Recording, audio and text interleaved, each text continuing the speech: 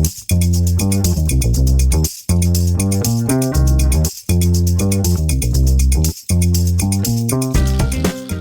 how are you? You know, I'm doing good. I'm doing good. This episode resonated a lot with me because she talked a lot about this feeling of hope after getting an answer. And that is where I'm at right now. So I felt like I was hearing somebody else's story, which is entirely different than mine, but feeling those same emotions at the same time, which was kind of wild. Yeah, I'd say it's unusual that we have a case where there's basically a cure, you know? Yeah. Yeah. like an amazing happy ending. It's also not great because she lived with us for a very, very long time when there was a cure. With that, let's jump into what is a pretty wild episode. But before we do, Erin, do you want to remind them of a few things? Well, please, if you have a story that you would like to share with our audience, please send it to stories@themedicaldetectivespodcast.com. I don't know if you guys could hear, but I feel like I'm in the middle of Times Square. This entire episode, all of the sirens have been going off. So. And that's what we want you to do is to put this message on a billboard. Tell your friends, tell your mom, tell your mom's friend Jean to listen to the podcast, rate the podcast if you love it, and give us a follow on the social medias because we created this to create a community, and the only way that works is with you. So with that, you ready to jump on in? Let's do it. Let's do it. Hi, Chelle. Welcome to the Medical Detectives. We're so thankful you can join us today. Oh, thank you so much for having me. And Chelle, I want to start by asking because I think most listeners know that I know a little bit about the medical conditions of the guests before they come on. And one of probably the saddest and most frustrating parts of researching for your case is that these symptoms started when you were very young. So can you please start us off with what it was like for you as a child? Yeah, well, I started getting headaches when I was around 5. And when you're that young, I don't think you really realize that anything's wrong. When things start that early, I think you don't really have a sense of what's normal and what's not. And truly, I didn't until many, many years later. But it kind of was always written off as just I was kind of sensitive. I was an emotional kid. My brother had some medical stuff and his was obvious and diagnosed early. And so there was always just an explainable thing. Like I was going through something and things were hectic and everything just kind of got ignored, not intentionally, but you know, I'd say I had a headache and it was like, okay, here's a Tylenol, I guess. Drink some water, take a nap. Exactly. Have a like snack. You're just tired. And you know, when you're a kid, you keep going. Like it takes a lot. I have 4 kids. It takes a lot to knock them down, even when they're sick and obviously sick. So I think that had a lot to do with it, just kind of going by the wayside. Was it hard to be a sibling of someone who did have a more physical illness? Did you ever feel like you were overlooked because of that? Did you recognize that as a child? Honestly, a little bit, because he had asthma. He had really bad asthma and he needed foot surgery when he was very young because of a congenital condition he had. And he's totally fine, was totally fine after that and everything. But yeah, he was kind of like the sick one. And can you describe what the headaches felt like? Or do you remember when you were that little, what did a headache feel like for you? Intense pressure. And that's how all these headaches were all along. It was just pressure. My head was just pressurized. Kind of everywhere, but like temples, behind the eyes. It was like my whole head was just being squeezed, was the best way to describe it. And then, there'd be times that it was way more intense than others where it would look like a migraine where it would just knock me out and I'd have to sleep and I'd have to lay down and be in a dark room. But it was mostly just a feeling of intense pressure. And did you ever have to like miss school or like not do activities because of it? Not really. Again, I didn't know how significant it was and how serious it was because it just was my normal. So I think after like a couple times of it happening, it felt like why would I keep complaining about it? Or why would I keep mentioning it? Like, I'm okay. There was definitely times when I was a little older, toward middle school, where they started to manifest more like a panic attack because there was more of a nausea to it. I'd get into a sweat and I'd feel like I was going to throw up. So when things like that would happen, I would definitely, like, I remember being at, I think it was a volleyball or basketball game and having to go outside. And I remember standing by a trash can, just feeling like I'm going to be sick. And it takes a lot for me to throw up even now. But I remember standing there shaking, like everything hurt. And I just felt sick. And then it would go away and it would fade and it would come back another time. But it looked like a panic attack. Did you think it was a panic attack? Did you just think that that's, or when I got older and it was kind of diagnosed as that I could look back and be like, oh yeah, that makes sense. That makes sense, I guess, you know. They're telling me it wasn't physical, so it must not have been. It must have just been me having anxiety. And it would also bring on anxiety. Oh, of course. You know, like feeling like that and feeling like I was in control of it. I thought I was just a really, really anxious person. And I was a pretty anxious person, to be honest. So it kind of made sense. And the headaches were so constant. I kind of just thought everyone must feel like this, and I'm just not handling it as well as everyone else does. Surely everyone feels this way, and I'm just being dramatic. So I think that was another layer of why I didn't really say anything. I did say things sometimes, but again, it was like when it was so extreme that I couldn't hide it. I couldn't hide it from anybody is when my mom would know. Or if I was at a friend's house and I got so upset that I couldn't be there without my friends knowing that I was having a hard time is when I would call my mom. That was the times when she would know. But again, I think it just looked to her like I was just being shy or homesick or sensitive. Like, I'm just, okay, I have anxiety. Like, that's what this is, I guess. I have anxiety because I'd gone to the doctor and it was just kind of like, okay, she's got migraines, and they'd put me on the migraine med and I didn't like it. The side effects were yucky. And so I don't really remember taking migraine medication that long, but I remember having Advil a lot, Excedrin, Tylenol, and it was constant. I was taking them all day, every day for I don't even know how many years, especially as I was older. Constant. What types of doctors were you seeing growing up? Mostly just my pediatrician. And again, when you're telling your mom, like, oh, my head hurts, and I'm sure that she said something to the doctor. We had exams every year, well checks, and I was other than like having tonsil issues, which resolved when I was, I had my tonsils out as later in life. But that's kind of like the thing that I was in the doctor for most often was strep throat. So I think everyone really just thought that I was just being sensitive. I grew up in a home with a sick sibling, and I get that because whenever you have something going on, it's hard because everybody set aside so much time to deal with the sibling that is chronically ill, and it never crosses their mind that there could be two of you. Yeah. It's weird that happens, but it wasn't like so serious that it was preventing me from living. And again, I didn't realize how bad it was because that's just how it was. It was just my baseline was crappy. Yep. So it was only noticeable when it was so bad that I was like, I got to lay down. I got to sleep or whatever. So at what point did it become that now there is something in addition to just the headache? So this incident that I remember really well, I was in 6th grade. It was Easter Sunday, and we were at brunch with our family, and my head just started hurting out of the blue really bad. Like, I couldn't keep my eyes open.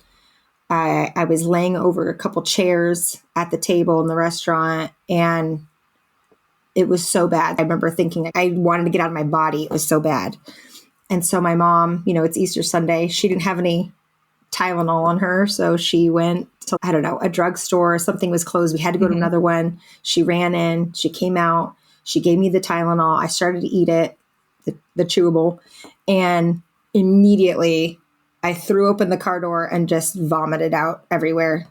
And then the craziest thing was my headache it was like a switch flipped. And I was like, my headache's gone. My headache's gone, completely gone. And then it was gone the rest of the day. Like I was a little tired, but that was that. And we all thought it was weird, but I always remembered thinking that was bizarre. And it kind of set me off on this anxiety about that happening again, and anxiety about throwing up, total phobia of throwing up after that. Cause the way I didn't feel nauseous, like I just threw up out of the blue, and then my headache was gone. So it was a very strange thing, and nobody else was sick. It wasn't anything I ate. My stomach didn't feel sick. It was just insane pressure, insane pain, and then gone. And again, I thought it was anxiety, and that felt embarrassing. Because it felt like something that I should have been able to control. Mm-hmm. So it definitely, I didn't talk to my parents about it. I don't think my mom knew. My mom knew how often this was happening. Like she would only know when it got so bad that I was willing to be like, I have to go outside. Like I'm sick, And so I think she just thought I was like, had a bug or, was coming down with something. You hid this from them. Yeah. And why? I think it felt like if I admitted it, that it would get worse. Because again, I thought I was in control of it. I thought it was something that my mind should have been able to control. Also I'm 40, I'm almost 41. It was the 90s. Mm-hmm. We didn't really talk a lot about mental health. It wasn't really something that I knew about. I didn't know anybody who went to therapy. I didn't know anybody who got help for anxiety. Like it felt like that's what was going on, but I didn't know that was something I could get help for. I thought that it was just something that I needed to deal with internally. So at this point, you're attributing these physical urges and symptoms to a mental deficiency. Yes. When I was a kid, I just remember feeling weak. Like it just felt like, why couldn't I just be more brave? Why couldn't I just be more outgoing? Mm-hmm. Yeah. So now you have had years of headaches, nausea, vomiting spells, feelings of panic, anxiety. What happens next? So my father passed away really suddenly when I was 17. And for the first time, my mom was like, you need to go to a therapist because my dad had died. So she's like, you need help. Your dad just died so suddenly.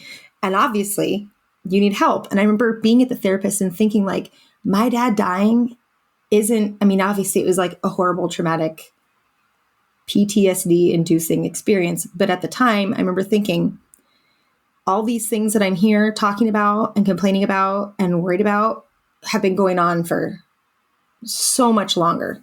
Mm-hmm. So it was kind of just a catalyst to me getting to the therapist, getting to a doctor. I was being put on anxiety meds and Prozac for the first time in my life, but the panic attacks, the anxiety, it didn't go away.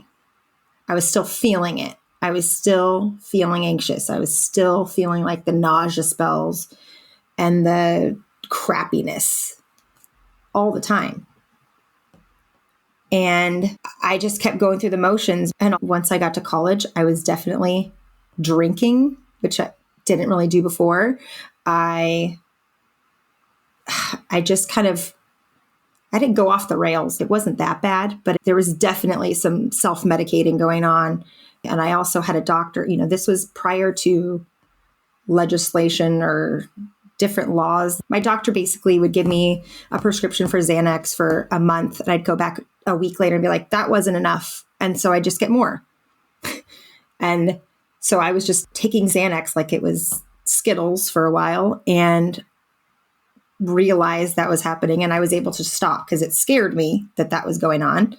But everything kind of ramped up and I was suddenly on my own and trying to just navigate being an adult after this whole thing happened.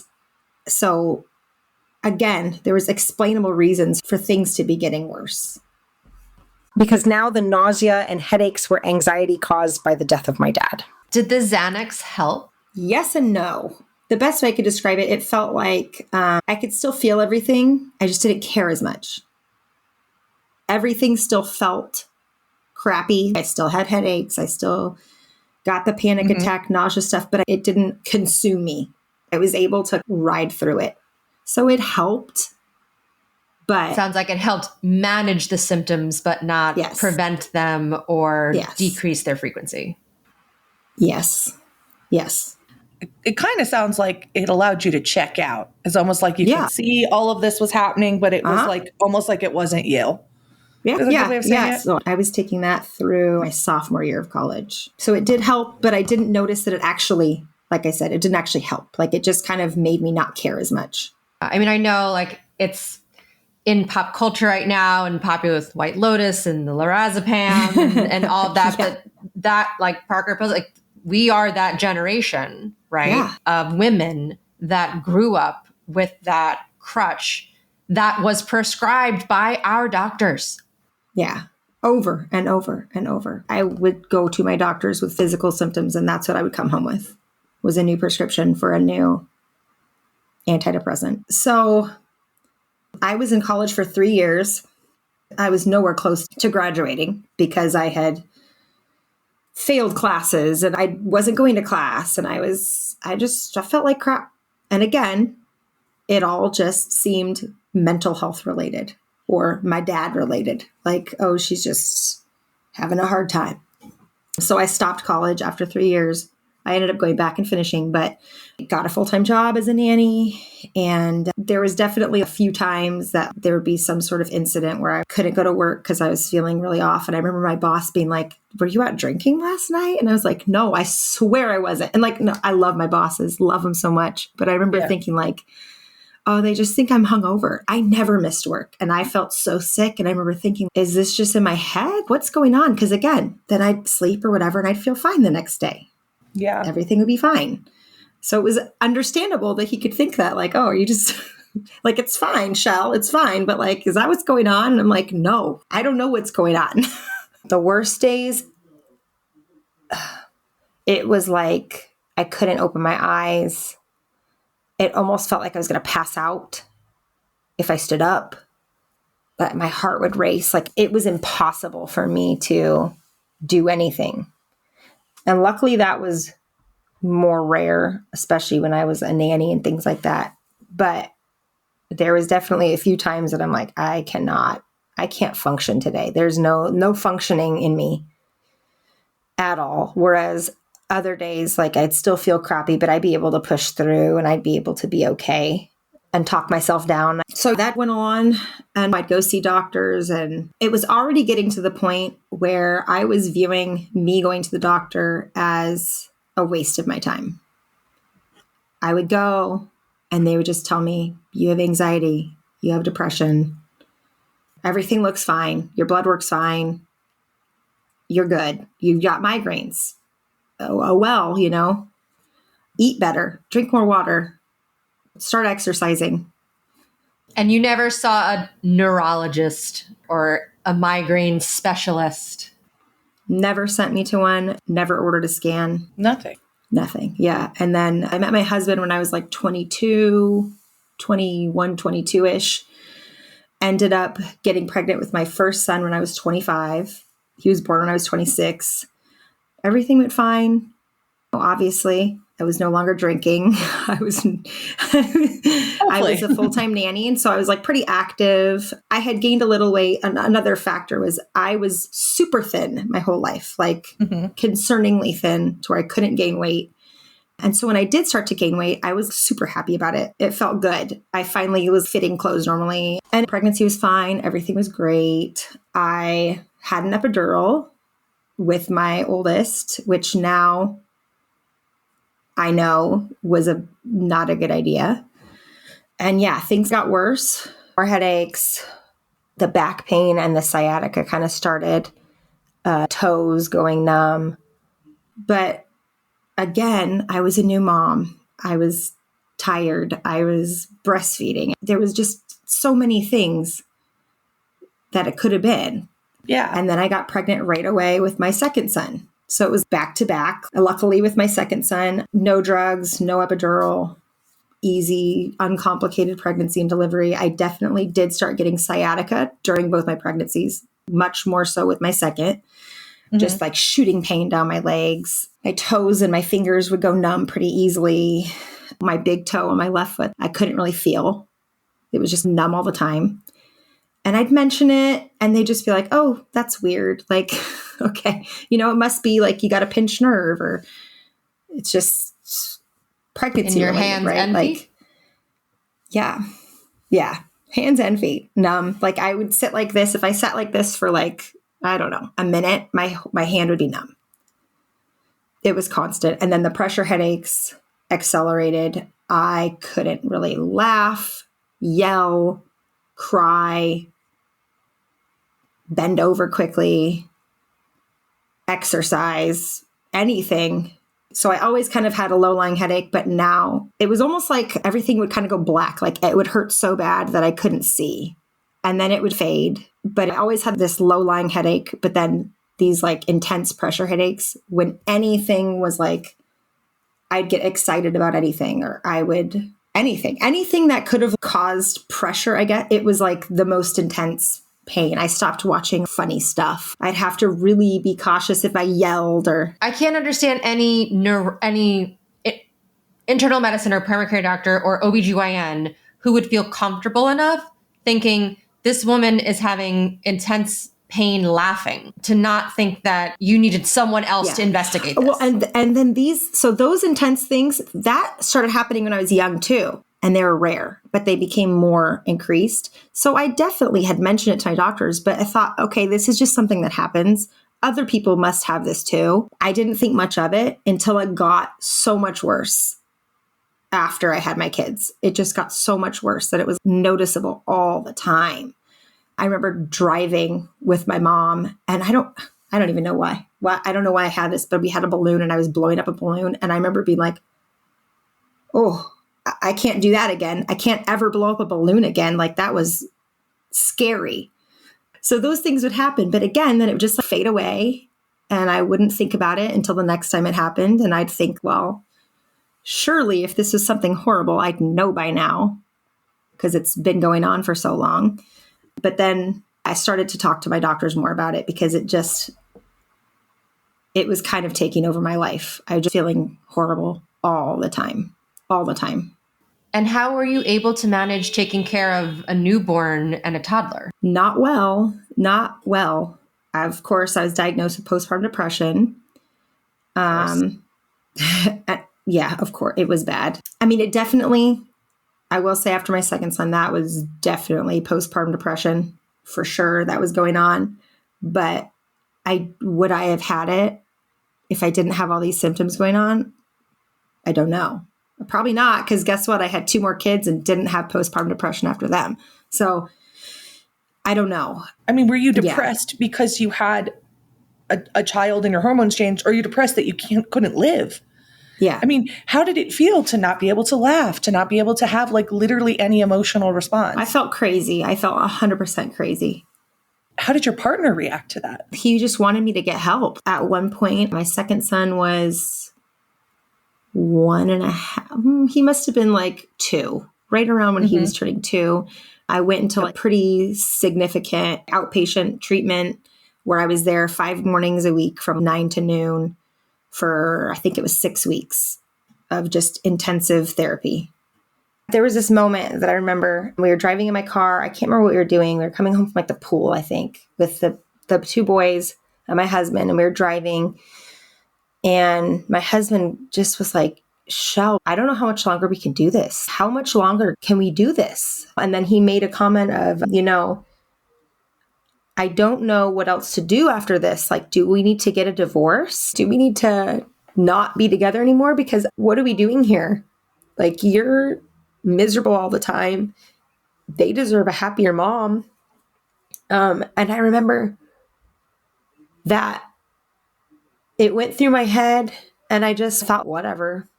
And then it was like this jolt of like, that's not a normal thought. That's not what you really think.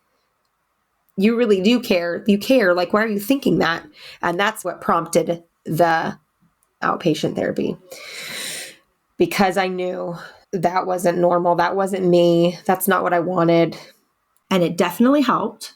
It definitely helped my mood, my mental well-being, but it didn't stop me from feeling like crap. And at that point, I had gained a significant amount of weight. I was probably around 225, which was heavier than I ever was with my pregnancies. And so, of course, when I started asking for help, it was just like, well, you're fat, you're overweight and you're depressed. So here's some information about weight loss, and here's a new antidepressant. And half the time I would just throw away the prescription and just try to gather the strength to find a new doctor, or I don't know. I was starting to feel crazy. Every appointment that I'd go to, I would be sitting in the waiting room and I'd be gearing up how to talk in a way that made me seem credible. I would talk through it in my head of like, okay, stay calm. Just mention the physical stuff. Don't mention the emotion stuff. I remember every appointment trying to behave in a way that would make them see me as a sane person as much as I could. Because I knew they just looked at me as someone who was just an overwhelmed mom, or, oh, she's got history of depression. Oh, she's been to therapy. Oh, she's got anxiety. I knew that's what they thought of me. And it was really hard to work around that and still try to get help, knowing that it didn't matter really what I said, that's what they'd see first. There was one doctor that I went to. I had been seeing her for a few months. And originally she did the blood work. She checked my thyroid, checked everything, and was like, you just need to lose weight. And so I was like, okay, I'm going to get serious. I'm going to lose weight. I lost 40 pounds. It was very hard. I did it.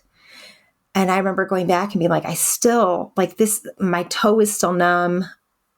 I'm still getting these headaches. I'm just tired all the time. I don't feel good all the time. And she was like, well, let's just wait and see.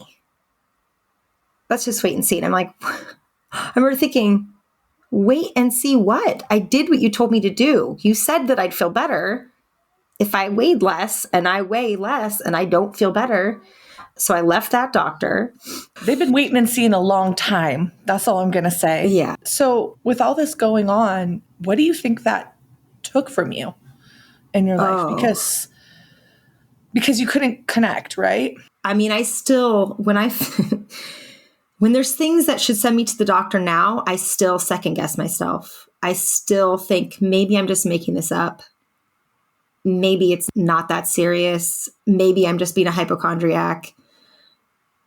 And then there's this other part of me that's like, well, you thought that before and something very serious was going on. So there's still, I mean, when you live so long with people telling you it's all in your head, and then you discover it wasn't all in your head, like, I don't trust my own feelings. I still don't really know what normal is, and it's confusing. It's still confusing. It took a lot.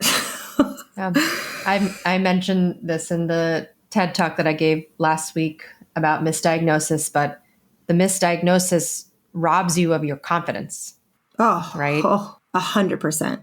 It robs you of your ability to trust your own instincts about your body. Yep. And the thing that really was the big catalyst into me getting help was my son, when he was 2, my second son, he had Kawasaki disease, which is a very commonly misdiagnosed condition. It's acute. There's like a 10-day window that you got to get in and get treatment, or else you can have significant heart damage, even death. What is Kawasaki disease? It's a vascular disease. It's basically like a misfiring of your immune system. But it mimics a lot of regular childhood illnesses like scarlet fever or hand, foot, mouth, strep. So he was very sick. And I took him to the doctor because I knew he was very sick. And they were like, he's just got a virus. And went to the doctor multiple times in those first few days. It was my 30th birthday. And I'm sitting there in the ER for 11 hours waiting to be seen with my very sick baby. And they told me it's just a virus. He'll probably get worse before he gets better. Don't worry about it, call us if X, Y, and Z occur. And he didn't. He got worse. And it was very scary. And I remember taking him back in and being like, I know something's wrong with him. This is very serious. This is not my kid. I don't care if you have to poke him a million times. Something's wrong. And thank God we are at a hospital where like the leading specialist in the world for Kawasaki disease happened to be. And he got treatment fast. Everything worked out. You know, that was the catalyst for me to be like, wait a minute. These people don't always know what they're talking about. And I knew something was wrong with that baby. And it was. And he could have died if I didn't flip out and get him there and push. And that for me was like, okay, no one else is going to do this for me. And these kids need me. So we got to figure this out. And sometimes taking care of yourself first is the best thing you can do for your kid. And up until then, I don't think I really understood that. I don't think it registered until it got so bad that it was like, okay, it's now or never. You got to figure something out. Because they deserve a better mom. They deserve a mom who's not feeling crappy all the time and who's grumpy all the time and who's irritated all the time. But I remember thinking, I brought this kid to the hospital who was so clearly sick and they were still telling me he was okay. And then the specialist later was like, he was very sick when he got here. And they called the disease that moms diagnose because it's moms who are like, this is wrong. If I could do that and doctors could still look at that kid and think he was okay, then imagine what they thought of me when I was walking in. You know, able-bodied for all intents and purposes and just like, I have headaches and this happens. And I'm sure they're just like, look at you. You need to lose some weight. You're overwhelmed with motherhood. You just need to take care of yourself, basically. But I definitely felt like it was something more significant. And I was right. And so that's when I really started going from doctor to doctor to doctor. I think I had like 4 different primary care doctors in just as many years. And they do the whole thing of like, you know, seeming very interested, seeming concerned, doing the blood work, doing all the tests, and then being like, you're fine. Everything's fine. And it got to a point when my husband and I were talking and I'm just crying and I'm like, I feel like crap all the time. Like I can't do anything. I know that I should be feeling better than this, but I don't know what's going on. Everyone says I'm fine. I don't know what to do anymore. And he basically said, okay, let's make a plan, go to the doctor, insist on seeing a neurologist and getting scans, proving to you that there's nothing wrong. Like I just needed proof. And I remember saying, I just want you to prove to me that there's nothing going on in my brain, that there's nothing going on with my neurological self. And if you can prove that to me, then I will go on whatever weight loss journey you want me to go on. I will take the antidepressants. I'll go to therapy again. I'll do it all. I'll admit that it's in my head. So I went to the neurologist, got an MRI. She immediately called me within 24 hours. So I knew like, oh, something is up. And they were originally thinking like maybe I had an aneurysm or maybe I had, something like that. So she said, everything looks fine. There was an incidental finding that you have something called Chiari malformation. And I was like, incidental? And immediately I thought, well, that makes all the sense in the world. And I knew what Chiari was because my cousin had it. And my cousin had a similar situation. She was, living on a pain pump and didn't have much of a life. Went through a whole bunch of hers was even worse than mine. Had surgery, suddenly has this full, amazing life. So I knew exactly, like when they said, oh, you have this. And I was like, incidental? You're telling me this is incidental? I'm like, oh, maybe you can see a surgeon, but you should be fine. So I went to a couple of brain surgeons and found a doctor at UCLA where he and there's another man who were both in my surgery, who are the heads of the Chiari clinic at UCLA. And this is what they do. This is pretty much all they do. And met with him. Obviously, my husband was with me because he drove up to LA a couple hours away.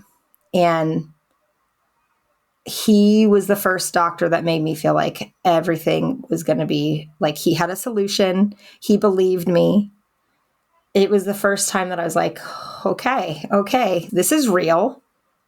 I'm not making it up. And he thinks he can help me. And he was wonderful, wonderful, wonderful. When he saw my scans, he came and he sat down and he put papers down. He was like, well, I'm actually surprised to see that you can walk. Based on your scans, I'm surprised to see that you are walking. The way that your spinal fluid is it's amazing that you can walk. And if you had waited longer, it's possible you would have lost the ability to walk, which made me feel a little scared, obviously, but it made me feel so vindicated. I was like, oh my gosh, this is real. This was really causing a serious physical issue. Everything. What is this? What is Chiari malformation? Okay, so did I say that right? Yeah, Chiari malformations. Basically, my cerebellum was pushed down into my brainstem and blocking flow of spinal fluid. So they ended up doing MRIs down my whole back and found that I had something called syrinx, which was where your spinal fluid is not flowing correctly. And so it kind of like juts out. And it describe it as a cyst, but it's basically my spinal fluid was not flowing. It was just totally incidental. My brain was just like shoved down into my spinal column. So to give you a little more detail kind of on the anatomy, right? You have your skull. Inside your skull is your brain. There are multiple parts to your brain. You have the cerebrum, which is what most people think of the brain. Then you have the cerebellum, which is in the back of your head at the bottom, and then the brainstem. And those three parts of the brain converge at the base of your skull, which is like if you go like straight back through your nose at what's called the foramen magnum. And that is the large hole, the exit, where your brain, the brainstem form your spinal cord. Right. Okay. So there's like this is the junction, and the cerebrum and the cerebellum are supposed to live on top of the foramen magnum, and the spinal cord lives below.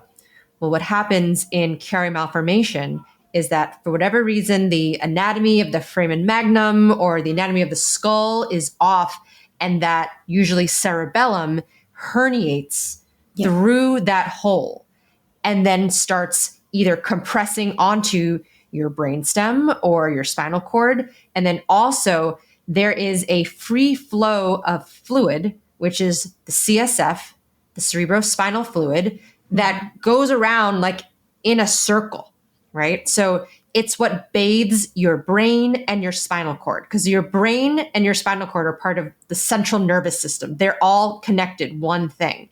And so they're all bathed in that same fluid. So in her case, she had most likely, when she was born, a genetic defect where her cerebellum was herniating through her foramen magnum, which caused this backup of CSF fluid.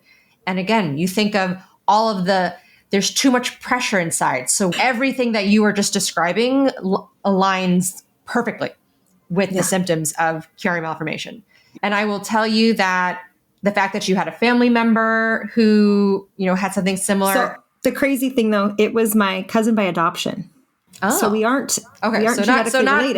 But yeah, just FYI. But yes. Yeah. But the other point that I was going to bring up is that, and again, the point is not for me to be diagnosing people on this show, but when you said that you were 5'9" and 100 pounds, that is a very common body type for people who have these what's called connective tissue disorders. But if you never know that there could possibly be this connection, then you would never be on the lookout for like, what are the other things that are connected to these conditions? I do think that they're finding more genetic connection with it, because even when I was diagnosed 2018, they were still saying like, oh, it's not genetic. It's just something that happens. But now I think they're finding more genetic connections. And I think that a huge issue is that doctors think they know everything sometimes and aren't admitting that new things are being found every day and there's possibility everywhere. And just to think like, well, that's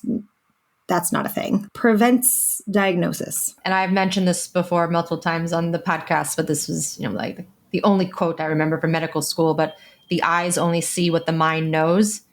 And so if your pediatrician does not know what Kawasaki's disease is, your kid is never going to get diagnosed with Kawasaki disease. And this is the hardest part of being misdiagnosed is you don't even know what you're chasing. So I really do see this as the best use case of integrating AI for diagnostic purposes is to give us that really broad differential diagnosis. Yeah. And then the physician's job is to say, okay, let's prove this, yes or no.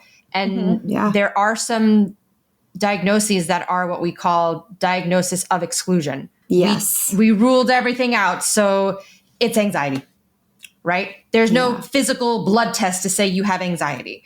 But for your entire life, to everyone dismiss you saying that you had anxiety when they never checked to see that you had a brain tumor. Yeah. Yeah. I don't mean to laugh, but it is silly. It is silly that no one looked at so many years of headaches and nobody was like, maybe we should see what's going on up there. Yeah. And not only that, but I feel like people who have physical ailments are probably more likely to have anxiety.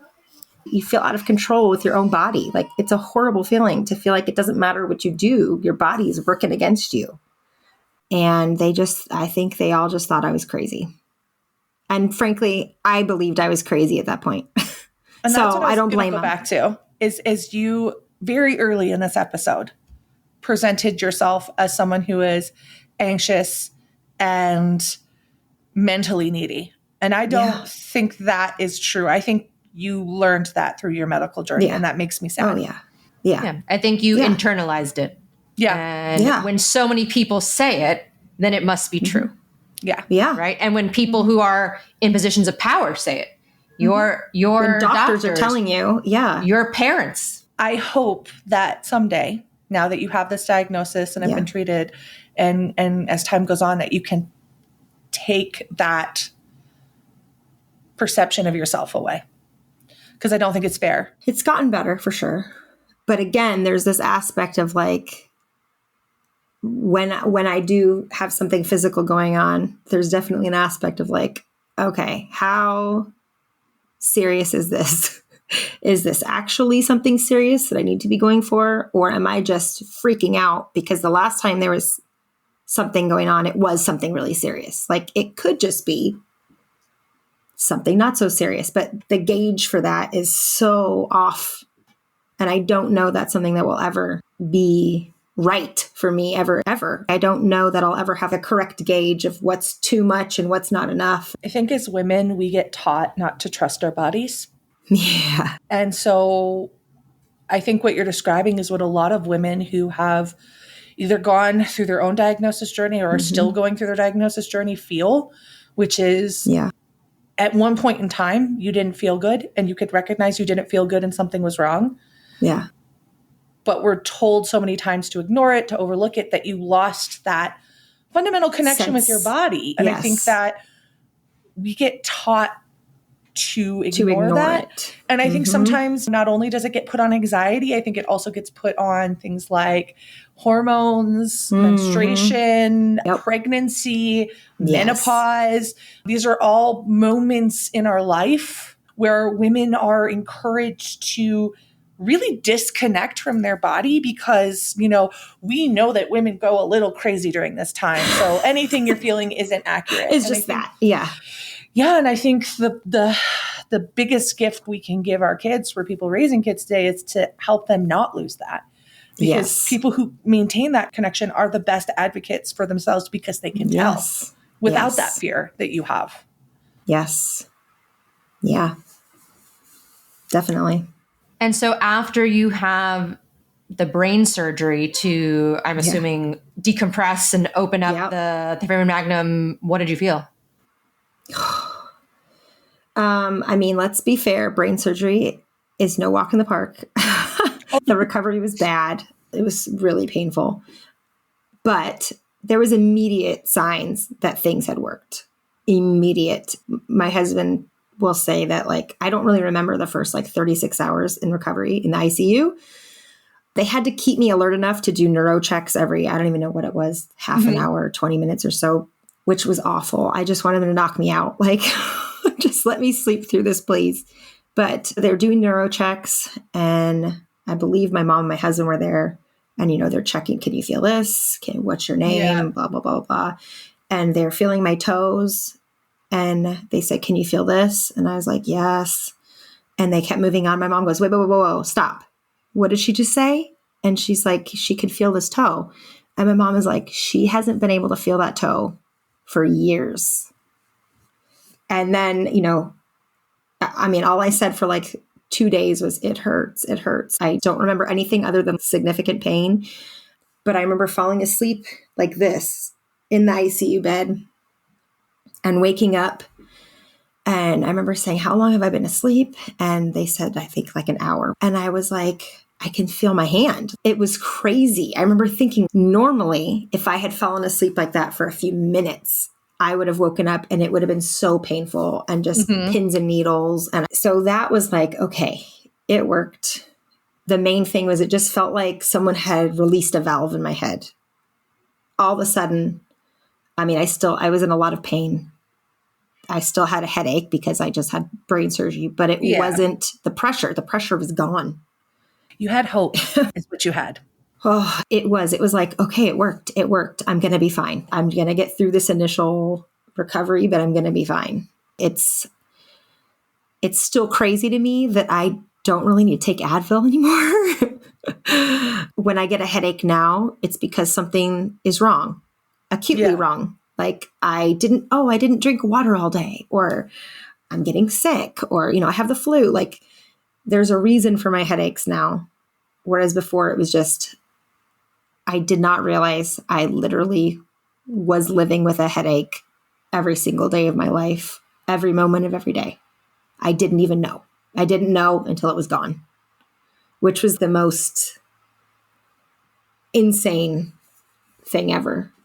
How did that affect your personal life? For a little while, there was a period of time when there was a lot of anger and resentment that I had gone so long, feeling so bad, and there could have been a fix earlier. That was crappy, but everything got a little easier.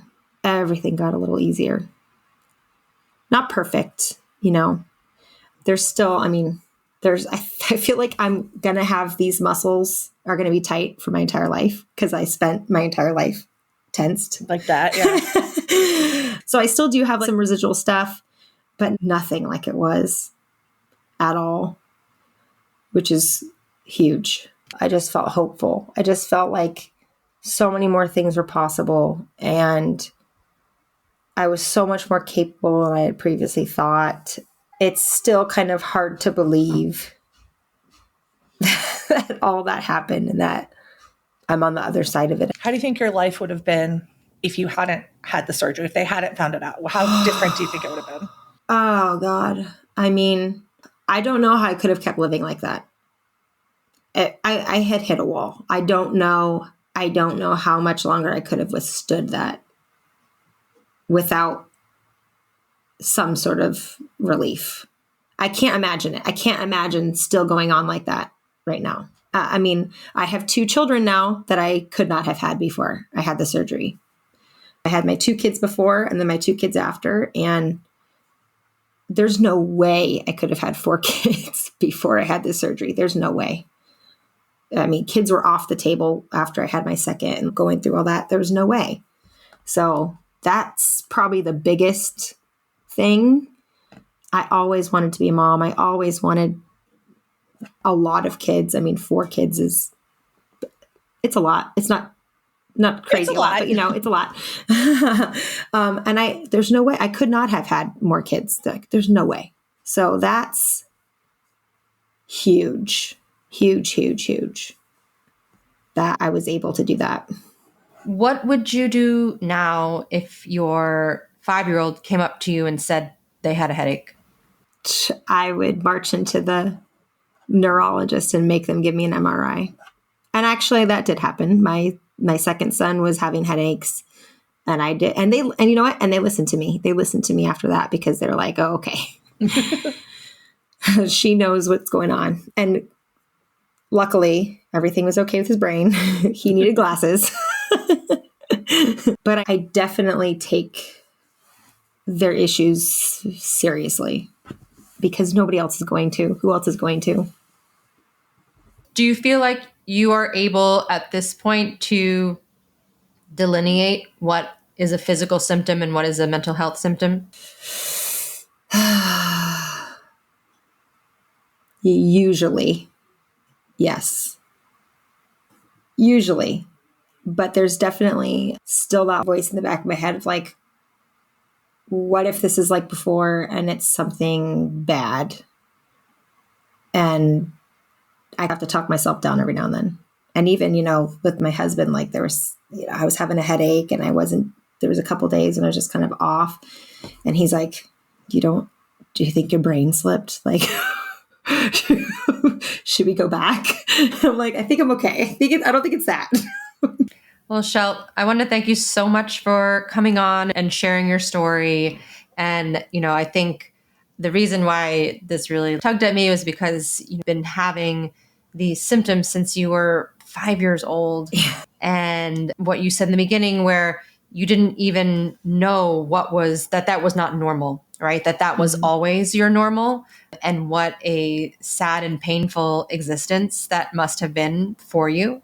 And so by you sharing your story to even help one person, one mom, maybe put that in the back of her head if she has her little one come up to them and say that, they have a headache. Yeah. Well, yeah. And, and the other thing, to be fair, even if I had gotten an MRI when I was 12, the technology wasn't there where they might have even noticed it, where it might have even picked it up, because it's such a small, it's a significant issue, but it's such a small difference. It was like, I think mine was 1.5 millimeters. It's such a small difference that can make such a huge impact. And I don't even think they had the imaging available to see it back in 1996 or whatever. So there was definitely a lot of like, I'm sure my mom felt some guilt once all this came about, but I don't think there was even a way to know that's what's going on when things were ramping up. So, yeah. And I think that's part of this too, is like you can walk in to try to get a diagnosis and the technology can just not be there to give you one. Right. And then in literally a year, it could be. Right. And to a lot of people who are potentially listening or will listen to this episode, I think it's a really good example of why you have to continually advocate for yourself. Yes. Even if you don't get an answer right away, because it just might be that the technology is not there for you to have an answer yet. Yes. Yeah. Again, there's a lot we don't know. A lot we don't know. Well, thank you so much, Chelle. We really appreciate you joining us. Thank you. Thank you so much.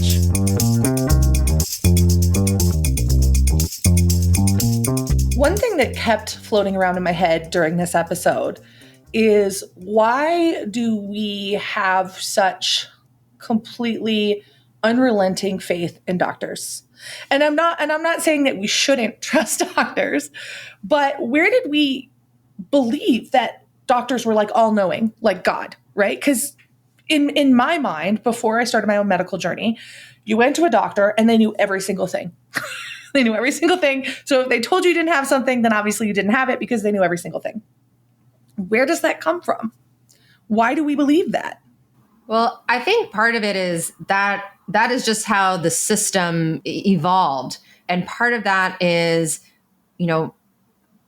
also when our parents were children, right? You didn't question the leaders of government, right? Mm-hmm. You always thought the president was doing the right thing, or your elected officials were doing the right thing by you. And similar to the field of medicine as authority figures, we trust that they have our best interests, that they have done all of the research and schooling.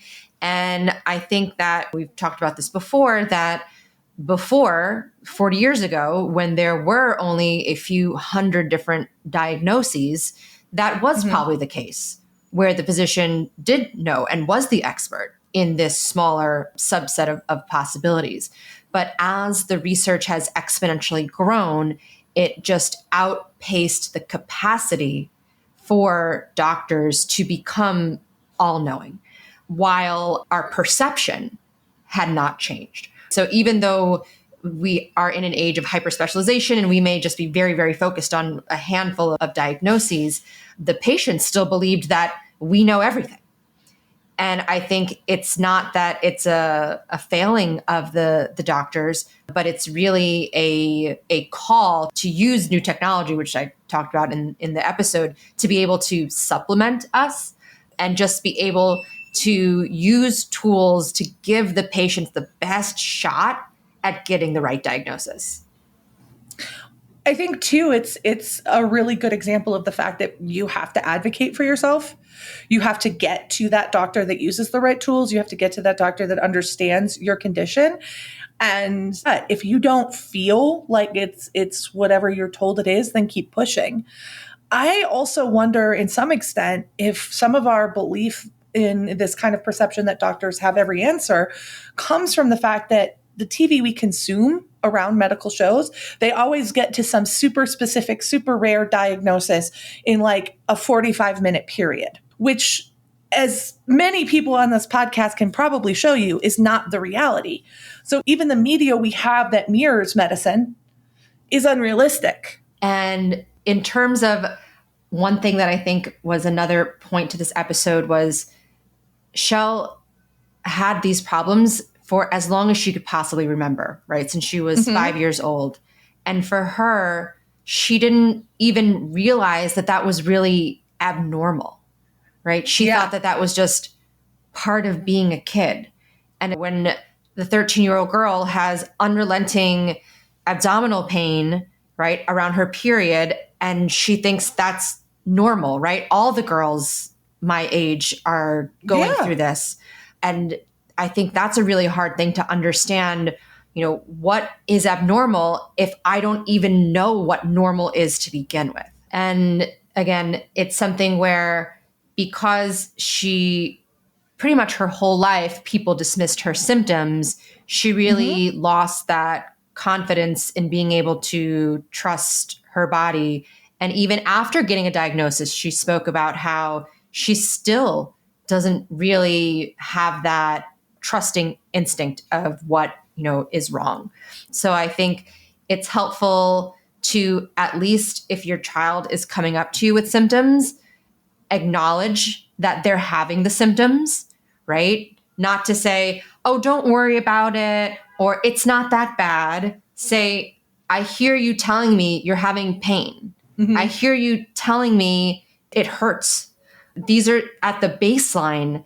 At least reaffirm for the child that, yes, what I'm saying is true. Maybe additionally with these longer term symptoms, track it, right? Like, we tried this medication, it didn't work, because I think sometimes you do all of those things, but you don't keep like a visual record of it. So a lot gets lost as far as how long it's gone on, how many incidents there's been.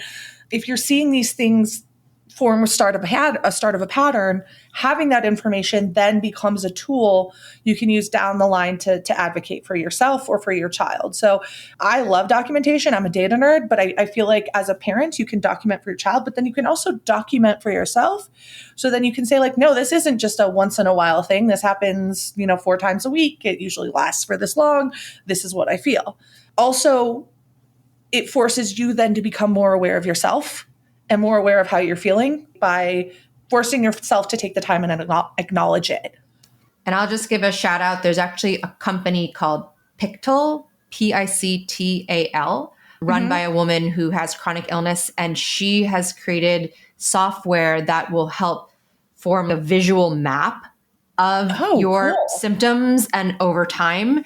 So yeah, it's definitely something to check out, because sometimes I'm gonna check it out. it is easier to have that visual representation of your symptoms, and just saying, instead of saying, well, I had 5 days of this, and I then once a week I had that. And I think, again, this is another episode where we have the intertwining of physical symptoms and mental health symptoms. and that it is not a black and white picture, and that a lot of times they interplay off of one another, but that if we learn anything from our guests, it's that if you are diagnosed with only mental health conditions, but your symptoms do not go away with the standard treatments for those mental health conditions, we have to be looking into physical diagnoses. Agreed. This is a good episode. So I feel empowered after this one. I'm going to go advocate for. I don't have anything to advocate for myself right now. We're but all I feel, advocated out. I hope that someone listening here feels empowered to fight for their diagnosis and for their support. Yeah. Well, thanks for listening. Thank you so much, guys. Bye.